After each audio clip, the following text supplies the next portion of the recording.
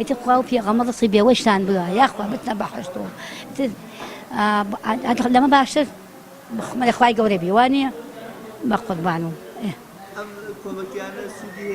انا والله الاخوا بزي بيوي وني اخوا انا والله سودي هي كاجيان زول بيوي اخوا بقربان شاوتان مالتان نشوي اخوا كارتان راس بي اخوا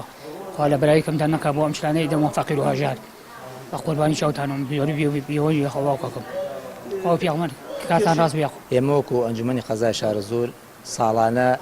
ولا سالك چەند جارە ڕسیم بە دابشکردنی یارمەتی و کۆمەگی کە خەڵکی دەوڵەمەند ئەینێرێ بۆ فەقیر و فقرای سنوورەکەمان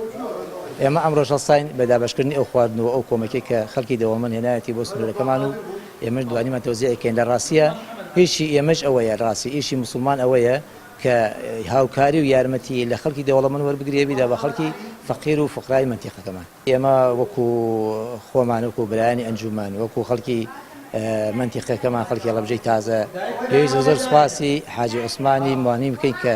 چەند ساڵێکە لەم هەڵە بجێ تازە باری کردو بەڵام ساڵانە جارێ دوو جار یارمەتی و کۆمەکی ئامادەکە و ئەینێرێ بۆ ئێمە تەوزیعەکەین بەسەر ئەو فەقیر و فقرای سنووری ناوچەکەمان